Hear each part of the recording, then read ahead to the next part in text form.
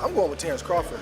You know, big weight jump, a dangerous fight, but somebody's got to prove to me that they can break Terence Crawford's will. Canelo lands good punches. I think Canelo could hurt Crawford. Crawford's, first time in that division and jumping 2 divisions. It's less than competition. He knocks them the hell out. Canelo doesn't finish these guys, and he doesn't look good beating them. Shout out to the judges. The judges make Canelo look. Andre Ward has praised Terence Crawford as one of boxing's most ruthless and effective finishers, highlighting what makes him such a dangerous opponent. Ward explained that whenever Crawford detects weakness or senses his rival is hurt, he wastes no time allowing them to recover. Instead, Crawford unleashes relentless pressure, mixing sharp combinations with flawless timing until the fight is over. Ward emphasized that this killer instinct separates Crawford from most fighters in the sport, giving him a unique edge. For Canelo Alvarez, Ward believes even a single mistake or brief lapse could result in a sudden, devastating finish. I'm going with Terence Crawford. Big weight jump, a dangerous fight, but somebody's got to prove to me that they can break Terence Crawford's will and that he can't figure it out against you. It ain't no disrespect toward Canelo, but I've said this the last couple of years. I'm not betting against Terence Crawford against nobody right now. You got to show me that you can beat him. Andre Ward has voiced his deep respect for both Terence Crawford and Canelo Alvarez as they head toward their highly anticipated showdown. He stressed that this fight goes far beyond being just another lucrative payday. It is a battle where both champions are risking their legacies. Ward admires the courage and determination it takes for 2 fighters who have already achieved so much to step into the ring against one another. He believes that matchups of this magnitude elevate the entire sport by offering fans a genuine clash of greatness. For Ward, it truly embodies boxing's very best. Man, what's up, fight fans? It's official. I'm gonna be the 3rd man ringside, calling the Canelo Alvarez Terence Crawford fight September 13th at Allegiant Stadium. I'm excited to be a part of this event. I'm excited to be ringside, calling this great card and this great matchup. Historic event for many, many reasons for both fighters. Super middleweight supremacy on the line, legacies on the line, your namesake and reputation is on the line. And I just take my hat off to both of these fighters for putting everything on the line late in their careers the way that they are. This is rare, and it's becoming more and more rare in boxing. Guys don't want this kind of smoke. They really don't want to face another counterpart that can ruin everything that they've built. And it really don't matter how much money's on the table for a lot of guys. They'd rather take a lesser risk for less money than to risk everything like these 2 fighters are doing. So I take my hat off to them. And I also want to give a shout out to Turkey Al-Sheikh for all that he's done to put this fight on. Dana White for all that he's done to put this fight on. And one more person that stays out the way and you don't really hear a lot about, but that has done a lot to make this fight happen as well. And that's my brother Nick Khan. He just gets stuff done, man. And I want to thank him and shout him out as well for getting this done. So I see y'all in Vegas, man. Part of me wants to be home watching this fight in street clothes. I got to take the street clothes off. I got work to do. I got to put that suit on, get ringside with John and Max, and call this fight like I know we can. Huge event, huge implications, historic night, and I'm happy to be a part. I hope to see you in Vegas at Allegiant Stadium. If not, man, tune in live on Netflix. Robert Garcia recently shared his honest assessment of Canelo Alvarez, noting that the Mexican superstar has not looked as sharp in his recent performances. Garcia highlighted a noticeable decline in Canelo's hand speed and footwork, which has made him appear less threatening than he was during his peak years. For a fighter like Terence Crawford, who thrives on timing, precision, and exploiting openings, these observations are particularly significant. Garcia believes that if Canelo cannot regain his earlier sharpness, Crawford's speed, creativity with angles, and exceptional ability to adapt mid-fight could become decisive factors.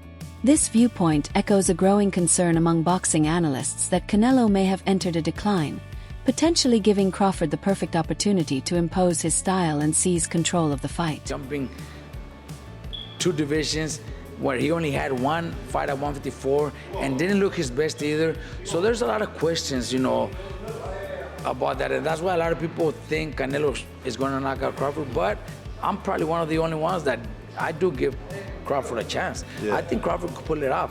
Crawford is very talented. He's very fast. He's very smart in the ring. So I think a perfect fight, Crawford could pull off a decision. Okay. I think he could win a decision. I don't pick him. I wouldn't put my money on him winning because it's a very dangerous, risky fight, especially with Canelo being so strong. But Canelo's last few performances, he's looked slow, flat-footed, looking for one punch at a time. And if that's the Canelo that fights Crawford, Crawford could win a decision. Crawford could outbox him, could outsmart him, could land 3-4 punch combinations and move and win a decision. So do I give Crawford a chance? 100% think Crawford could pull it off. Would I put my money on it? Probably not, but I do give him a chance. Yeah, good stuff. Look, Robert, appreciate you taking time to speak to me. I appreciate you letting me in the gym today. Always a pleasure, and hopefully be catching up sometime soon. Thanks appreciate for coming. it. Thank you. Very Cheers. much. Teddy Atlas, one of boxing's most respected analysts, recently voiced concerns about Canelo Alvarez's training strategy ahead of his showdown with Terence Crawford. Atlas suggested that Canelo may be pushing himself too far, going beyond what is truly necessary for such a demanding training camp. He pointed specifically to Canelo's decision to spar with Jaron Ennis, a young and explosive welterweight, calling it an unnecessary addition. In Atlas's view, training smart is just as critical as training hard, and overextending could backfire. By attempting to fine-tune every aspect, Canelo risks draining valuable energy before fight night, potentially leaving him vulnerable against Crawford's speed, adaptability, and relentless style once. So I avoided that. I would bring in specific sparring partners that knew how to be a sparring partner. Yeah, if I wanted something, I went over to him before the day started. Listen, I want you to do this. All right. I'm paying him. I have the right to do that. I want you to move more today. I want you to, I want you to press him a little. You know what? There was a fight I was getting a guy ready for, and I was worried about the first couple rounds. So I said, when the bell rings, I want you to rush out of the corner and go right after him. And I was, obviously I had my guy ready because we were getting ready for that kind of fight plan, for the possibility that the opponent would come out that way. So I wouldn't look to get a boots at us. I mean, nothing wrong with that's what they want. That's fine, and I get it, the style, the size, the length. I understand. It's not a bad pick from that point of view. But for me, again, I never go down that road because I got my guy getting ready for a fight. I don't want to leave it in the gym. I don't want to get into that kind of war in the gym. No, I want to have control of all aspects of what the hell I'm doing in the gym to get ready for one night. So no, I wouldn't do that. I'd get the right spar partners. If I thought I had a guy, I get guys that my guy could work with, and if he was having an off day, he could kind of,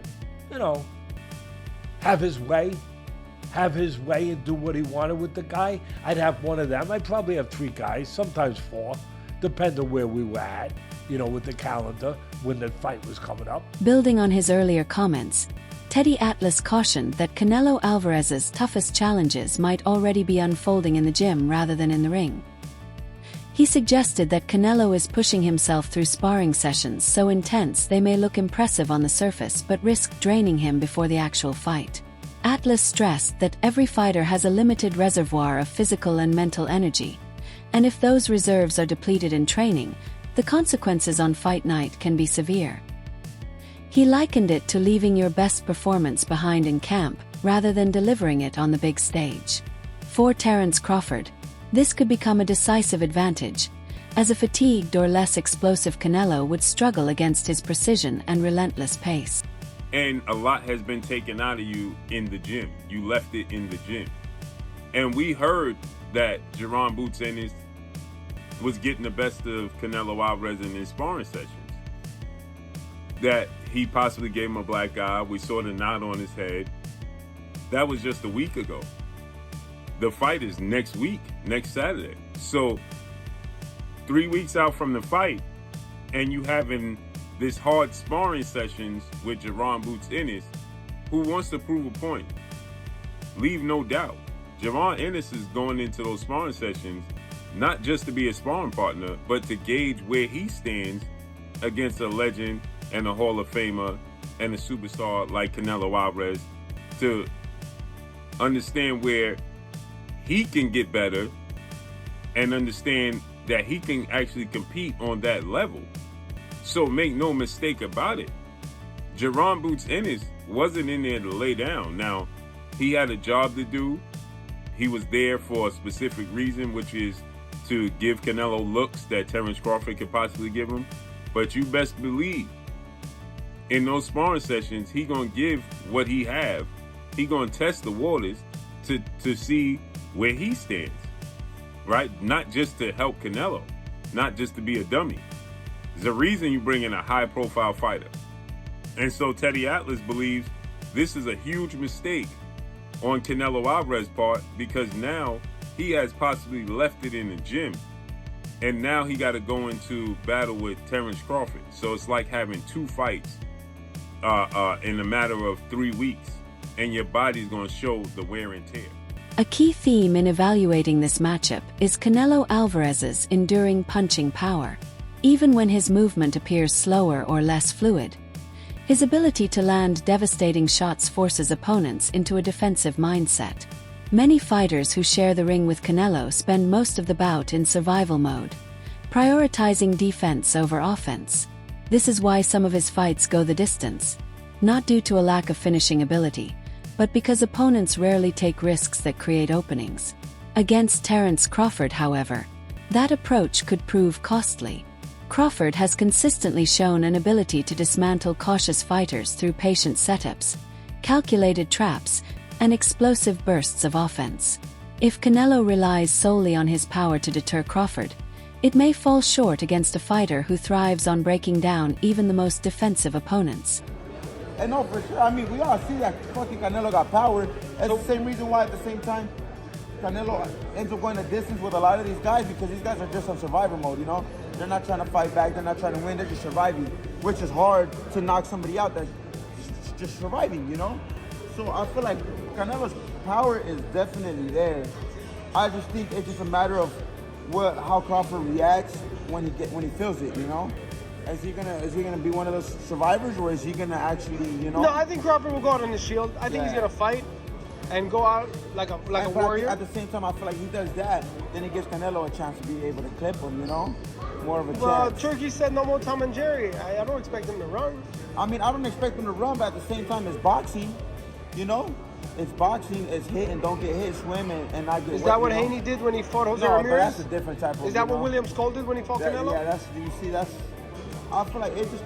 I feel like when you watch Bivol versus Betterby, the second fight, that's great boxing right there. Some analysts have raised concerns about the quality of Canelo Alvarez's recent victories. Although he has managed to maintain his winning streak, critics argue that his performances no longer display the same dominance seen during his peak years. Rather than delivering emphatic knockouts, many of his wins have resembled grueling tactical battles where size and physical strength played a greater role than sharp boxing skills. Terence Crawford, on the other hand, enters the matchup with a far more versatile arsenal. His slick combinations, seamless stance switches, exceptional ring IQ, and fluid footwork consistently trouble elite opponents. While Canelo often leans on power and physicality, Crawford's layered skill set enables him to dictate tempo and impose strategy. This disparity in attributes has led numerous experts to give Crawford the edge despite Canelo's stature and accomplishments. He knocks them the hell out. Canelo doesn't finish these guys, and he doesn't look good beating them. You know, shout out to the judges. The judges make Canelo look good for the past 6 fights. And so now we sit here, you know, what is Canelo going to do against Crawford? And while some of you are saying, you know, domination and weight, really the only thing that I hear is his weight, his power, his weight, his power, his weight, his power. And that's all that he has. But when I get to talking about Crawford, we'll dive into that. Well, to Byron's point, the last super quality fight that Canelo had was against Dimitri Bivol, and we all know what happened with that. You know, No, I thought Caleb Plant was a good opponent. Oh, I you're thought right. Caleb I forgot. Plant was a good opponent. Well, it was Caleb Plant, then it was Caleb- B-Ball. Yeah, right, Well, right. sorry. Plant, then That's B-Ball. fair. Well, don't forget to point out that Bivol came down, right? No, that was Canelo 175. He went Oh, up. Canelo went up. Canelo went up. So that kind of puts Canelo at a disadvantage, right? He tested. Yeah, he's I mean, if you tested want to to say be that, great. if you want to say that, I mean, you know, I can But I mean, argue I'm not saying that that's Yeah. an excuse for him for losing. I'm just saying, hey, you know, if you're gonna test yourself to be great, you gotta wear the consequences. So let me ask. So no, you're right, 100%. But let me ask you a question. I'm just asking because I don't know. Like, so when you watching that fight, did you think it was a weight issue, or did you think it was more of a skill and boxing thing when watching that fight with Bivol and Canelo? I thought he was looked like outclassed. I agree. Yeah, it was was skill. outclassed. And it looked like he was being outclassed by basic fundamental boxing. Yeah. That's what I'm saying. So that was my point. That's what I'm right, saying. I don't think Bivol's weight had anything to do with him because Bivol's not a knockout artist. And this legendary power that y'all speak of, this ass-taking Zeus god power that he has, it did not. Gabe Rosado has expressed that he favors Canelo Alvarez in this matchup, primarily because of Canelo's proven experience on the sport's biggest stages. Rosado emphasized that from the start of his career, Canelo has consistently tested himself against elite opponents under intense spotlight, building a resume full of high-pressure moments. By contrast, he noted that this fight represents Terence Crawford's first time entering a stage of such global magnitude. While Rosado fully acknowledges Crawford's skill, he believes experience is the decisive factor at this level. For that reason, he leans toward Canelo, trusting his track record. I favor Canelo. Not by a lot, but I do favor him.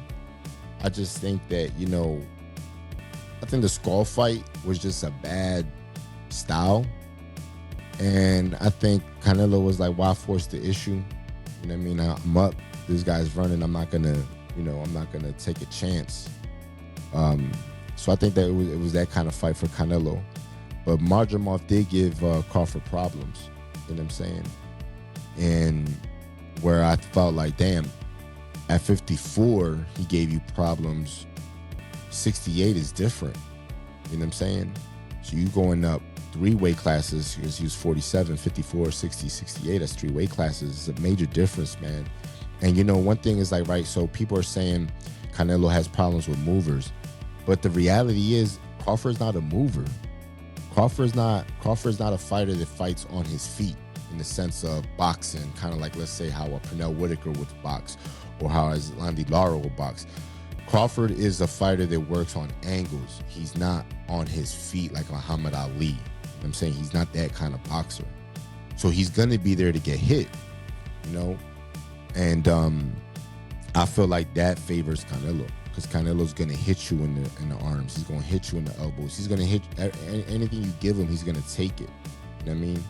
And now, is Crawford just going to switch his style and become a mover, moving up 3 weight classes? So now you're going to put all that weight on your legs, and you never boxed like that before. How can you do that? Showbiz the Adult has introduced what he calls the Canelo May curse, pointing out that each year in May, Canelo Alvarez often delivers underwhelming performances. According to him, the long layoffs after his usual September fights leave Canelo looking rusty when he returns in May. By contrast, September typically brings out his sharpest form, with dominant showings like the one against Jermall Charlo. Fans and critics often cite May performances, such as those against John Ryder or William Skull, as lackluster, while September fights, including those versus Edgar Berlanga or Charlo, reveal a much more dangerous Canelo.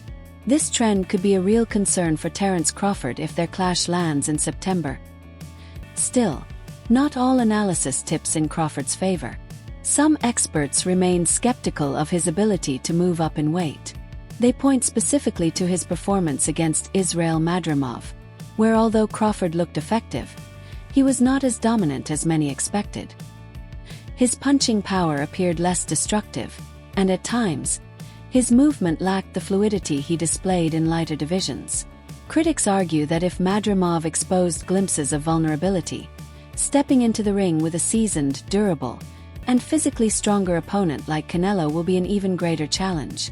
While Crawford's skill set gives him the tools to outbox anyone, whether those strengths hold. Mexican depends on September.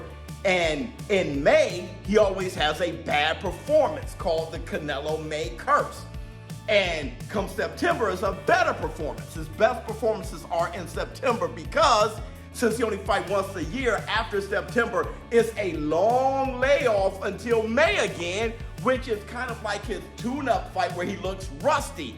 I gotta see if this is true. So I brought up the box rec and I want to go through this with you guys to see if it's actually true. Now, if it is, that's bad news for Terence Bud Crawford, right? So let's look at this. May, William Skull. We're gonna go from recent to the past.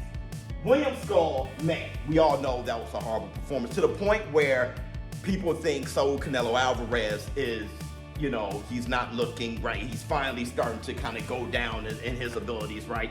And all those things. And this is kind of like the end of his career type of thing. He's in worse shape than Terence Bud Crawford because of this performance.